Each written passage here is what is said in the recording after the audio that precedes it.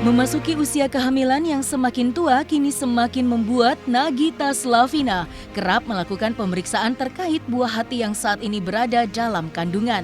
Dan baru-baru ini, suatu hal yang tidak mengenakan terjadi menimpa Nagita Slavina, yang mana janin yang dikandungnya terbilang lebih kecil dibanding dengan kehamilannya yang pertama. Menanggapi kejadian tersebut, dokter spesialis kandungan pun akhirnya angkat bicara terkait sebab akibat yang saat ini dialami oleh Gigi.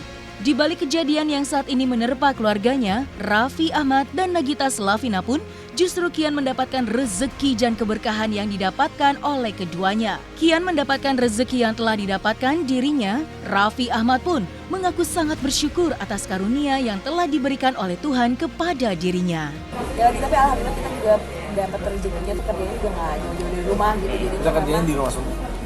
Ya dijalanin aja gitu. Kita apapun rezeki anak, rezeki menikah, rezeki istri, didoain keluarga itu pasti ada aja. Jadi nggak usah pernah takut, apa yang kita kerjakan juga baiknya kita bagi ke keluarga, kita kasih ke keluarga, karena ya mau apa lagi, hidup kan buat cari berkah.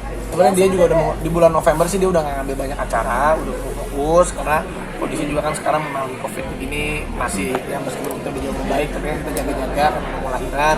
Saya pun nggak terlalu banyak kan kerjaan yang memang tambahan-tambahan gitu karena memang udah sampai anak lahiran ya, ini kan udah mau akhir tahun juga, mungkin awal tahun lagi baru mulai kita banyakin aktivitas. Cuman sekarang ya kita lebih fokus di peran.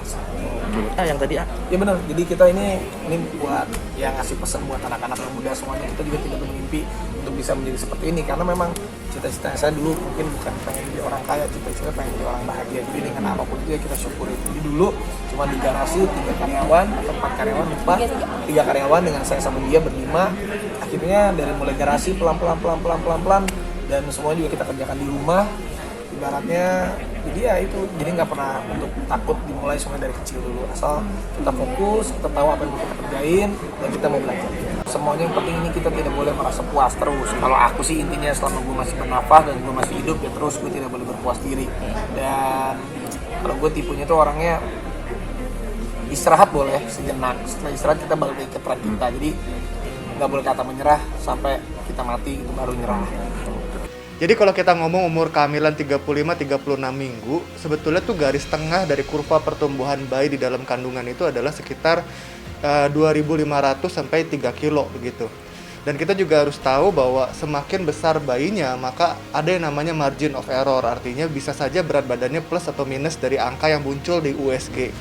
Jadi kalau berat badan yang didapatkan adalah sekitar 2,4-2,5 kilo, maka mungkin saja berat badan bayinya itu kalau lahir nanti 2,1 atau bisa juga 2,7 kilo begitu.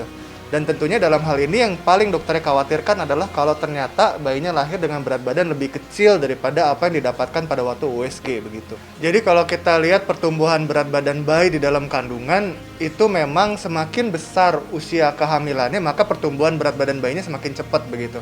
Tetapi kalau kita menemukan berat badannya mulai stagnan atau mulai susah tumbuh, maka sebetulnya lebih baik kita lahirkan bayinya lebih cepat. Nah, tentunya dokternya membutuhkan observasi dulu apakah berat badannya masih naik atau enggak. Dan tentunya itu juga harus disertai juga dengan monitor apakah kesejahteraan bayi di dalam kandungannya juga tetap baik atau tidak. Nah, semakin bayinya mengalami gangguan pertumbuhan di dalam, disertai lagi apalagi ada gangguan aliran darah, jumlah ketubannya semakin berkurang, maka pasti persalinannya akan dipercepat. Tetapi bila bayinya masih mengalami pertumbuhan, parameter-parameter kesejahteraan bayi di dalam kandungannya baik, maka sebetulnya kehamilannya mungkin masih bisa diteruskan sampai diobservasi begitu, diobservasi dengan ketat pastinya. Ya, jadi ada pandangan bahwa kalau ibunya banyak makan maka bayinya pasti bagus. Tetapi pertumbuhan bayi di dalam kandungan itu sama sekali tidak berhubungan juga dengan kenaikan berat badan ibu. Karena semakin pesat berat badan ibunya naik, belum tentu bayinya juga berat badannya akan naik mengikuti perkembangan badan ibunya juga. Nah, sehingga yang terpenting pada saat ini adalah bukan untuk menaikkan berat badan ibu sebanyak-banyaknya, tetapi bagaimana ibunya bisa memastikan kebutuhan nutrisi bayi di dalam kandungan terpenuhi. Dan itu bisa dicapai dengan banyak hal, mulai dari parameter laboratorium ibunya bagus, mulai dari aliran darah ibunya dalam kandungan juga bagus, serta suplemen-suplemen yang dikonsumsi juga dihabiskan dengan baik atau dimakan. Kemudian juga pola makan atau pola gizi nutrisi ibu juga harus bagus begitu. salah satu bentuk nutrisi terpenting dalam kehamilan itu adalah protein.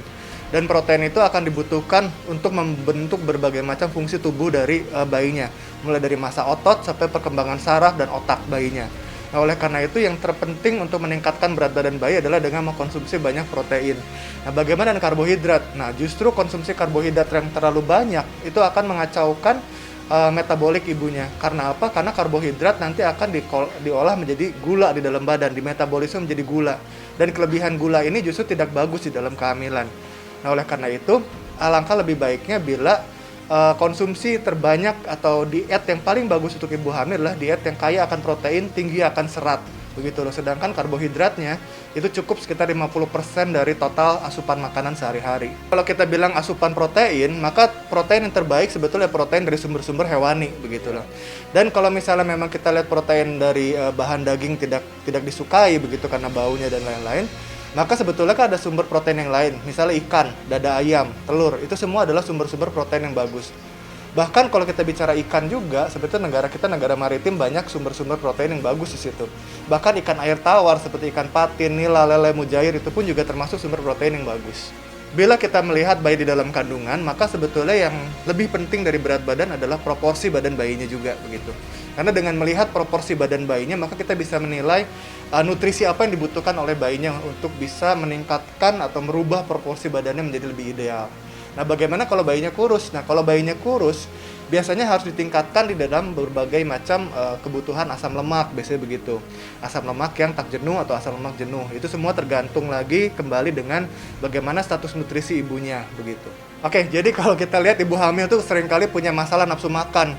Entah itu kebanyakan atau bisa juga malas makan kayak gitu. Nah, kalau kita bicara masalah nafsu makan yang berlebihan, itu juga berbahaya. Jadi jangan berpikir bahwa kalau ibu hamil harus makan untuk 2 orang, itu bahaya. Tapi bagaimana kalau ibu hamilnya malas makan begitu. Nah, kita harus tahu bahwa malas makan selama kehamilan itu sebetulnya sumbernya cuma dari otak ibunya begitu loh. Karena sebetulnya tubuh ibu hamil itu didesain atau diciptakan Tuhan untuk memiliki naluri untuk mencari sumber gizi dan sumber nutrisi. Makanya kebanyakan ibu hamil justru terus-menerus merasa lapar. Nah, kalau nggak mau makan, mungkin banyak dipengaruhi juga oleh faktor psikis, bukan cuma sekedar faktor badannya saja atau kehamilannya, tetapi faktor psikisnya juga berpengaruh. Kehamilan anak kedua yang saat ini dikandung oleh Gigi kini juga mendapatkan sambutan hangat dari Mama Rita yang mengaku sangat senang akan mendapatkan cucu baru. Selain itu, ibunda dari Nagita Slavina itu pun juga ungkap jika sang anak kini menjadi lebih mellow ketika sedang hamil anak keduanya saat ini. Pokoknya senang aja. Seperti apa rasa senangnya dapat cucu? Mau dapat cucu lagi? Iya senang, udah. Ada lah. Belum siapa apa-apa. Orang dia udah punya semuanya. Bedanya cuma dia rada melo hari yang sekarang. Sekarang lebih melo. Ya pokoknya agak melo dia. Melo seperti tanya gak sih kena malu? Enggak, memang enggak tahu jadi istri nangis kok. Tapi emang dia cengeng, tapi Aslinya memang aslinya cengeng. cengeng. Ditambah hamil ini rada melo.